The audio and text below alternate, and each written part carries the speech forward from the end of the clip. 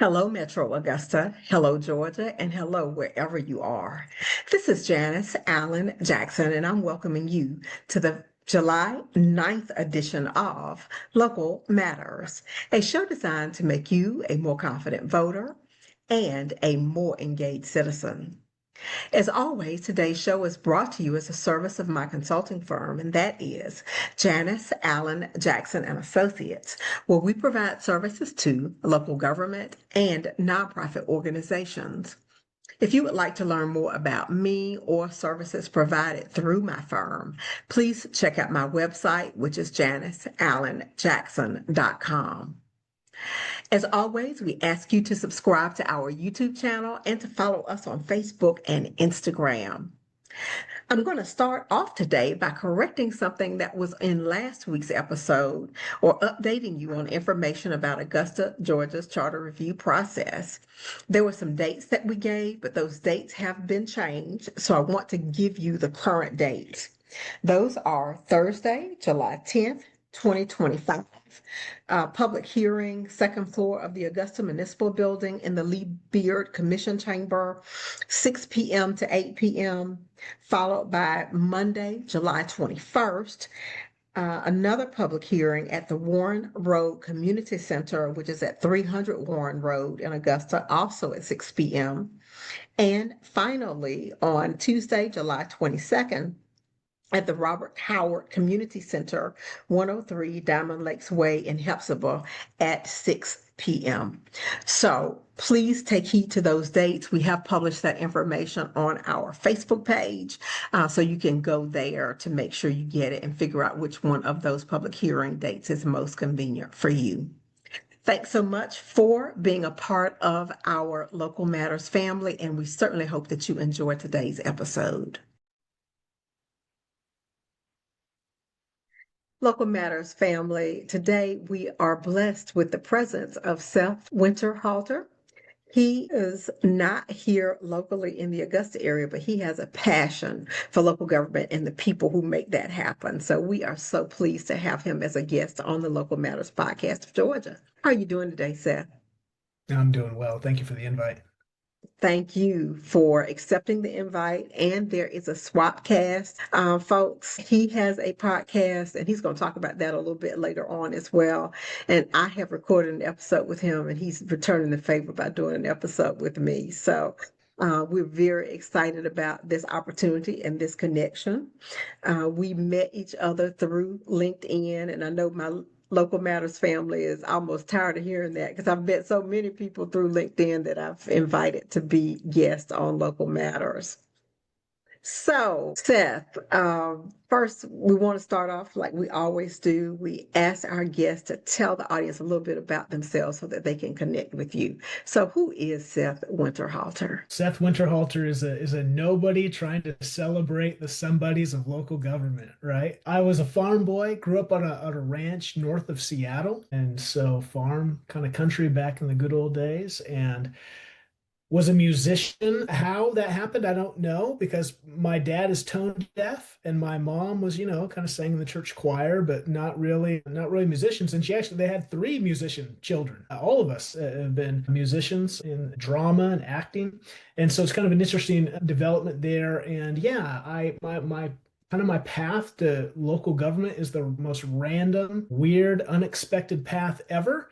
But started life as a professional musician, was an orchestral choir conductor for 10 years and transitioned into ministry, became a lead pastor, and about 4 years ago transitioned out of that and tried to find what was going to be the next step. Really wanted to align those two realities of leading an orchestra and all the lessons of leadership and creativity that was that, and then pastoring, just the heart of service, the heart of community, love community. And I think those two worlds just melded into this passion for city management, city administrators, the weight and the role and their mission. Yeah, and found something to offer them. That is awesome. Those of us who have spent careers in local government don't find a lot lot of people who really even understand the challenges that local government administrators face. I definitely see the differences or the connection between ministry and local government because, I mean, quite frankly, for whatever reason, very often folks would walk up to me and say,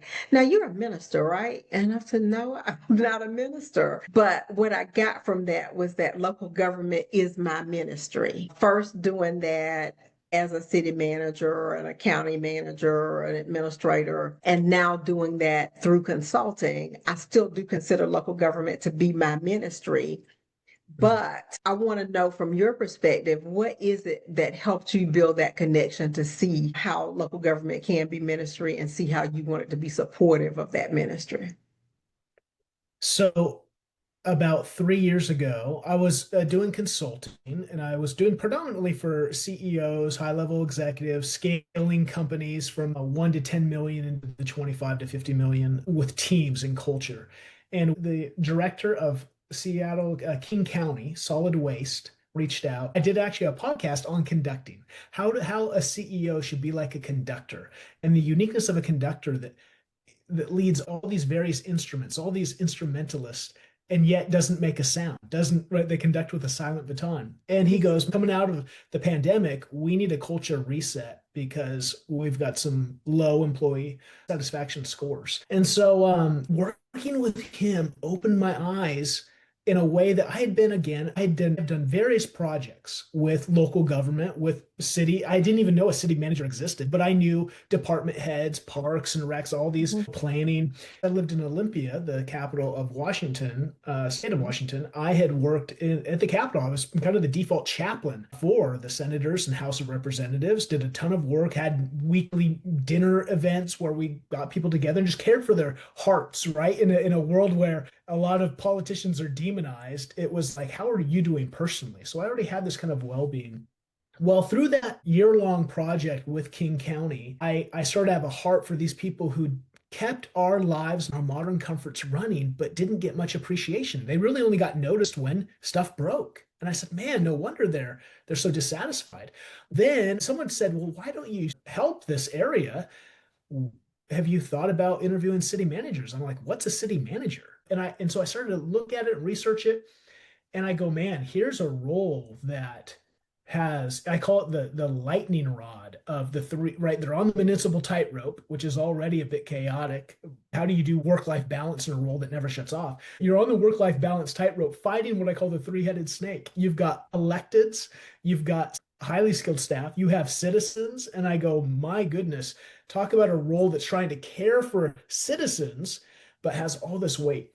So I did a podcast series. It's almost been a year ago. I interviewed over 50 city managers, city administrators from across the country, and I just asked them a handful of questions. What's the role? What are the challenges in your role? What are the opportunities you're excited about? And how do you do personal well-being with a role that doesn't shut off? And through that, it just was an awareness of the things I lived in my, especially in my pastoral life, those weights of pouring yourself out, of having a hard time. How do you handle when you want to be such a good servant leader, when you want to pour out? It's so easy to sacrifice your life on the altar of public service. And then I started to look at the data and I go, man, the burnout, the people leaving from this field, I saw a lot of assistant city managers who didn't want to ascend to the role. It was like, not interested. There are I'll a stay lot right of here. them. Yeah, I'll Yeah, stay there are a right lot here of in the them. comfort of this role. And just over this last year, now interviewing so many leaders and getting to work with so many leaders in various cities and places, just local government needs a champion. And so, are you familiar with Mike Rowe? What Mike Rowe's done with like dirty jobs and the trades? And so, if you're I think familiar, I have. Yeah. you know that show, Dirty Jobs. You know his voice is quintessential. The narrator of shows like The Deadliest Catch and all those Discovery shows, what he has done to be the voice of the trades, to get people to go, we need carpenters, we need plumbers, we need these everyday people that can make a great living to do this essential work to keep right lives moving. Well, the same thing we need for local government. If we don't have passionate people, people who love the mission of making cities better, we're going to have a real rough time in local government. And we already do because of the incivility. I'm sure we'll talk about that, just the national scene and how that affects local government. So, anyway, I just talked a lot there, but just I saw the connection between what I had been through pastorally and my heart, but my burnout as well, and said, I see a path now. I see similarities, so many similarities with city management and leaders in local government that I think I can help through my story and some of my pain and some of my discovery. And that actually does make sense because, to be honest, I think pastors suffer a lot more than people think. I mean, everybody knows what a pastor is and kind of generally what their job is, but there is also a tremendous burden where, you've got parishioners that you're supposed to be leading, but they can critique every single thing that you do. They can rip it to shreds, everything from the sermon to the way you visited or didn't visit their grandmother when they were sick to how the funeral was handled. There's just always something to pick at. So I could see that you would understand the degree of scrutiny that local government managers face as well. And when you were talking about the three-headed snake, I'm going to add a fourth, Mm, which is media. And back when I started in the profession, of course, it was just your local radio, TV, and news uh, paper. Now, of course, we've gotten social media, which has changed the game completely. So that is another one. And I think sometimes as I talk to people, as part of my consulting practice, I do executive search work and I'll talk to people, and there have been people who are so frightened by the media coverage that they've received that they're wondering if they will ever get another job again because mm, they felt like the local media had done a hatchet job on them. And then there's also just the relentless social media where folks can spout off opinions regardless of facts or any attempts to mm. get facts, and all of that just makes life extraordinarily frustrating for local government managers. So yes, you found a group that needs support, and we are happy to have you here Well, providing us with some. it's been such a pleasure to serve. And yeah, it's just like you, especially too, here's the other thing for a city manager, city administrator, there's only one of you in a city. So it's very challenging. Like if you're in the private world, you can be a CEO, you can be a business owner, you can go to Chamber of Commerce, to Rotary, you can meet with others who are going through the same thing.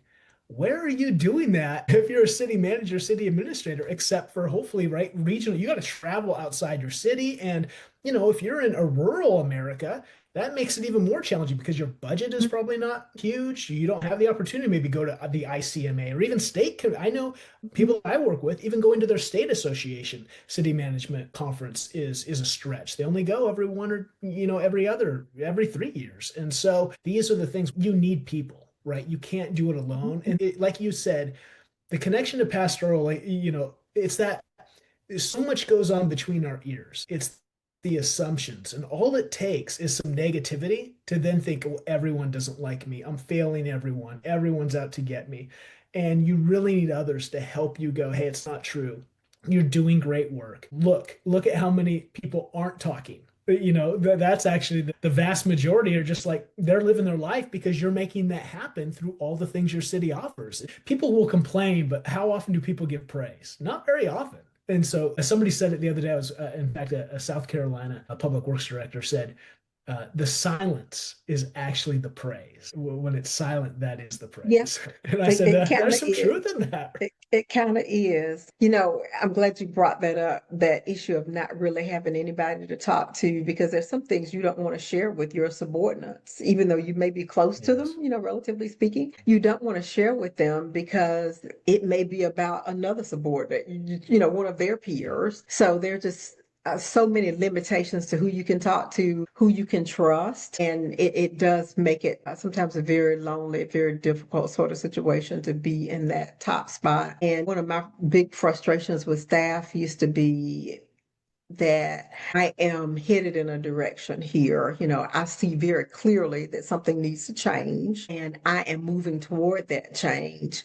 And it would be so obvious to me that it needed to change. I didn't understand why anybody else couldn't see that too, but a lot of times they couldn't see it. And it would feel like an impediment to the progress to have to step back, maybe halt, slow down, explain, all that would be frustrating. It's like, gosh, why am I having to explain this? Don't you get it? You can't function this Mm. way, but yeah, that it is a very lonely world at times, and it is great to have a good network here in Georgia. We are fortunate enough to have the Georgia City County Management Association, and I had some folks come from out of town. In fact, one of my clients was here. They co-sponsored one of our conferences earlier this year, and they said, "You all are so collegial. It's like y'all hang out and have fun." I said, "Yeah, we do."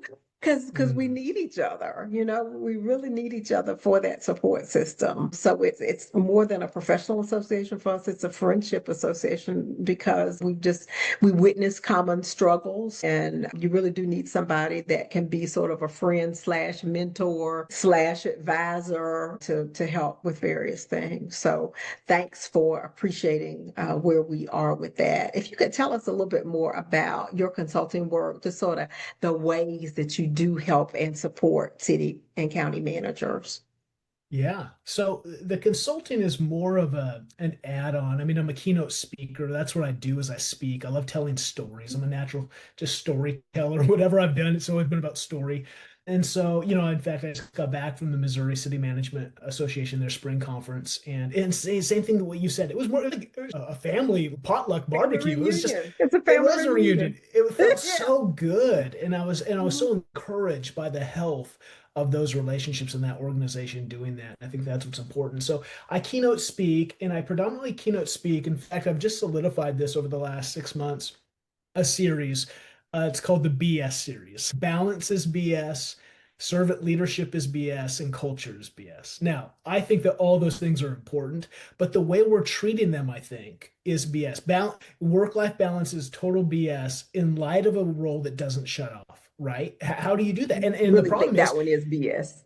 it is, and it Oh, creates shame. It creates shame that, oh no, I'm not doing this well.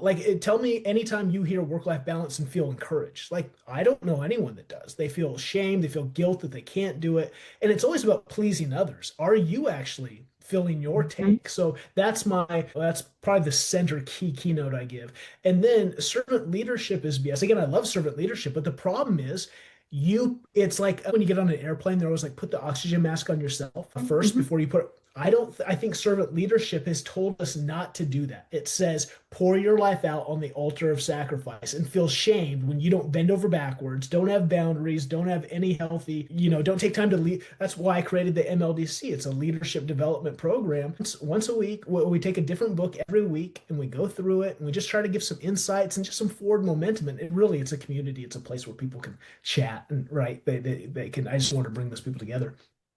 But here's the thing, like you've got to figure out how to fill your tank both personally and professionally so you have something worth of value to pour out. So it's BS in that you've got to reset it to put your oxygen mask on before you start leading others. And then culture. The other thing about culture I've just found in working with organizations now for 2 decades is that we oftentimes will do the mission statement. We'll oftentimes, have the poster on the wall, but it's not really culture that's changing, that's hiring people of character and then training them to act, to model the right behaviors and act on the priorities that will actually accomplish the mission. So I help just simplify what is a real mission? How do you have a real mission statement with clear priorities that actually make your specifically cities or counties actually thrive? And so that's the 3-part series. How do we help you as a person? How do we help you as a leader? And how do we help the culture actually accomplish what it set out to do? And then I'll do consulting out of that, but predominantly I travel around the nation doing keynotes. Okay, cool beans. That sounds like such a cool life. What's the downside to that life? I don't know. I don't know what the downside is. I guess travels, you gotta kind of like the travel thing. Sometimes I love it and sometimes it gets old. But I love meeting people. I'm just such a people person and I love new places. And so that's always fun to You might be, it's conferences aren't usually held in the same place, even though they might be in the same state, Right. they'll be in different places. So it's fun to go out and just see the world. And so, yeah, I love it. I was kind of built for that travel, I think. Okay. Now, if our audience wants to listen to some of your keynotes, are any of them on YouTube? Can we pull them up? If you go to the website, haltingwinter.com, or if I'm sure if you search Seth Winterhalter on the YouTube, you'll find my, I don't know, what do you call it, speaking reel with some of Mhm. mine, but we're Mhm. actually in the process of redoing it right now. And so, and what's also kind of interesting is most of the places I speak at, for some reason, no one in government, they never record anything. So I'm like, yeah, we have, you can record. And so I got to figure out, I'm going to have to it's just expensive, but I'm going to start bringing a media team with me, I think, Mhm. for these events. So that's the other thing. The dual issue of government is they don't pay as well as the private sector and they don't record anything. So I've got to figure out on a tight budget how to bring my team out to capture these things. But yeah, we're working on it. I would just love to hear some. I'm going to go to your website and check that out.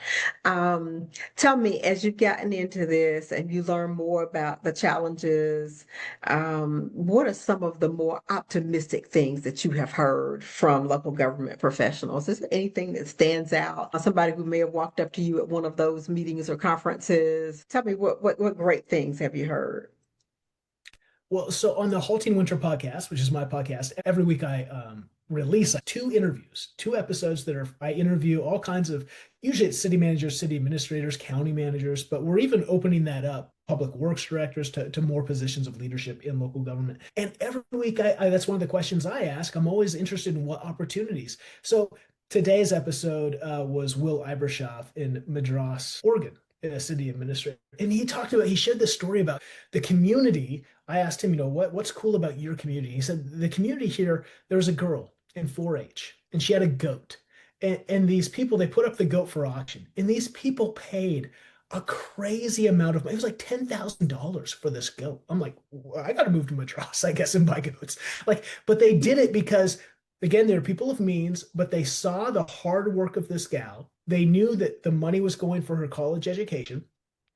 She went to a community college there, and it was again this community rallying around this teenager that had shown dedication, discipline, work ethic, and wanted to support her. And I'm like, that's the power of community. And again, Will's just like, as he's leading this city, looking for opportunities to supporting this group as they put on this community function to bring people together, supporting. And I'm just like, these are the cool things. I always say the best thing about local government, it does two things. It takes care of the underground work of all the infrastructure, your water, your sewer. It does all the things that every human takes for granted in the Mhm. modern world and Completely would takes for granted. We flush come that toilet and we're not asking any questions. to zero. And that's all we think about it. We just think I just flushed it. This must be simple. The complexity of all that infrastructure, the science it takes to test water and make sure it's drinkable, all these things. So it does the underground,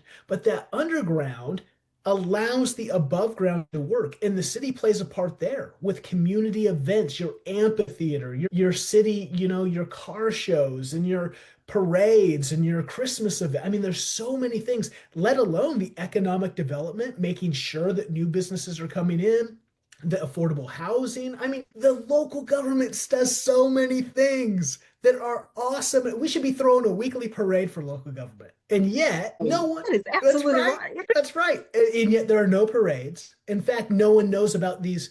No one knows about a city manager. No one even knows. And that's where I am on a mission in fact, I'm working on a proposal this week to do something in Washington State here. We'll see if it happens, where I go to colleges and high schools and using the orchestra analogy of a conductor leading all these various sections, which I paint as the departments of a city, they make this incredibly inspiring music.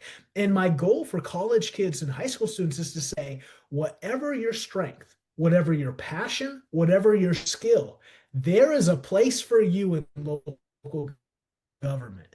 And not only is there a place for you, there is purpose and a mission that nothing I think on the world will beat. Because tell me, that's why I love local government is the work that you do is actually impacting lives on a daily basis. It's better than even state and federal because those people talk about policy and goes back and forth, and maybe it happens. Maybe. If your water doesn't get delivered to you, your water can't be delivered on a maybe. It has to happen day by day. The storms have to be dealt with day by day.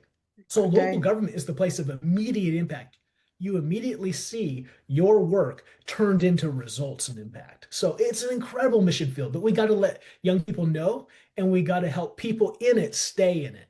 And that's the concern. The dual concern is the high turnover rate, and young people don't know it exists, so they're not coming into it.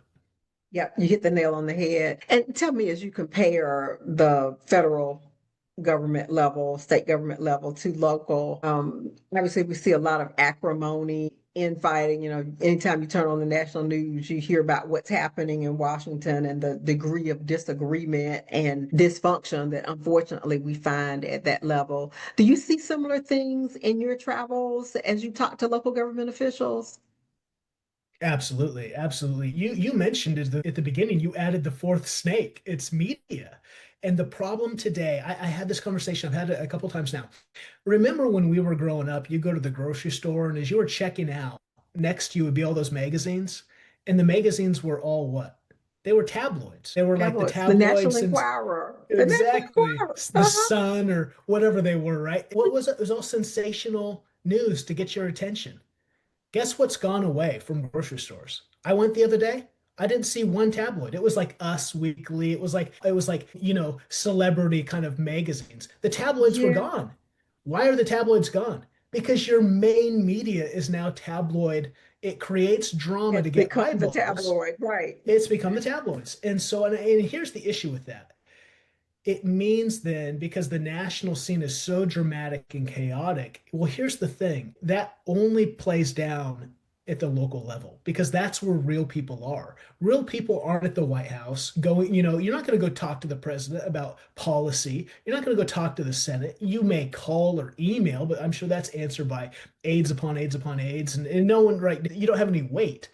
Whereas if you're, in fact, this is what I see, there's been multiple city managers who have had to close their city hall, city councils from the public because they've become so chaotic.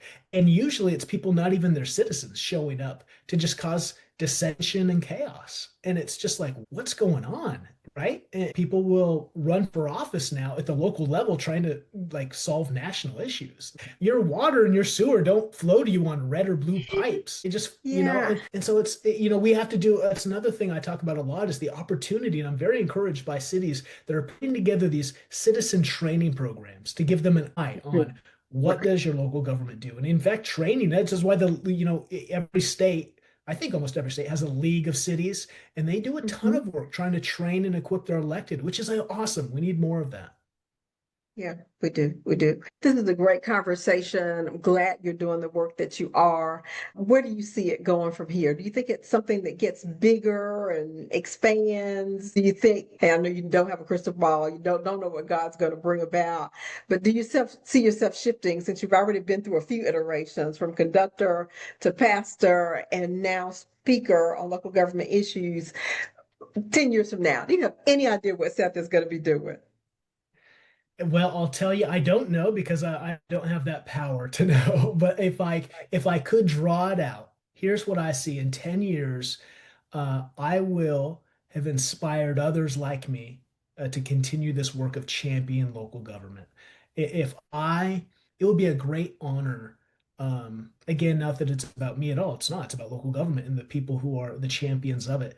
It's if I could highlight one thing I want to do, like I said, is get young people to know if I can help stop that turnover by encouraging those who are in it, but also open up the pipeline so that more people come into this great work that are passionate, that are skilled, because it is changing too. AI is changing the entire world, and it will force government, which is usually slow to change, have to change because it's citizens doing things and that could really change the landscape of things. So I think there's just great opportunity. One of the other things I'm really excited about is these smaller cities that are having dynamic turnarounds, right? Towns that were Mhm. almost became ghost towns because Right. again, life has changed. Mining or lumber or whatever, the mill is gone. Well, I interviewed Luke Dyer up in Maine. If you haven't listened to that podcast, Luke Dyer, Van Buren, Maine, it is one of the most inspiring, encouraging podcasts I've ever, or interviews I've ever done. And basically, this town was done. It was done. It was dying. Luke became, he was a police chief for 30 years, became the town manager. He was walking around town one day and he's like, why? Why not us? Why not now? And that birthed all of this revitalization. And I've had the opportunity of interviewing a handful of more city leaders after that interview. And it's just so cool to see what people are doing, how they're using resources like colleges and college kids, and how they're inspiring their own staff to really have dynamic turnaround. So I would love to be telling those stories. And just, again, I just want to continue telling the stories of both individual leaders in local government, but also the turnaround stories of cities. And let's just inspire people. And they really are some awesome stories. I think some of that has been brought about by the pandemic. People have the ability to work remotely. So you don't have to be in New York or Atlanta or Chicago or whatever that major population center is anymore. You could do it from Bozeman, Montana, or someplace else where the cost of living is less expensive and you feel like there's going to be a good quality of life. So Absolutely. that has I think really there's I think increased there's the something going population. on. Yeah, I think there's something going on too that it's only going to increase. Don't you feel that like the world, or at least the American world, has become very isolated, right? A lot Mhm. of our relationships are via social media. We're not very social like we used to be. And I think you're going to have this pendulum swing of not only because you can work remotely, but also because people want more dynamic. They want to be a part of a community. There's something about small town communities where you're known and where you have relationship because you're seeing the same people at the grocery store instead of being in a Chicago Cheers. where It's you never like see. cheers. It's like It's like cheers Cheers, where exactly. everybody knows your name. Exactly. That's so perfect. And I think there's going to be this swing to going, wow, I don't, I lived in New York because it was hip and cool and there was all these things to do, but I never did anything. I was stuck in my apartment because I was so afraid to go out and meet new people. And And those teeny you weeny apartments in New Oh York. yeah. I lived in New York, so yeah, my closet of an apartment for $2,000 a month. I think there'll be a swing to be like, wow, this is a beautiful town. I go to the grocery store and see the same people over and over, and we built relationship, and now we do game Exactly. nights and we just hang out and do life together. So, I think there's so many cool things on the horizon. The key is how do we again champion the people who power local government because we need you. You are amazing, even if they're not throwing parades for you. Keep up the good work and always know that you have people like Janice and I trying to blow as much wind as we can in your sail to keep going.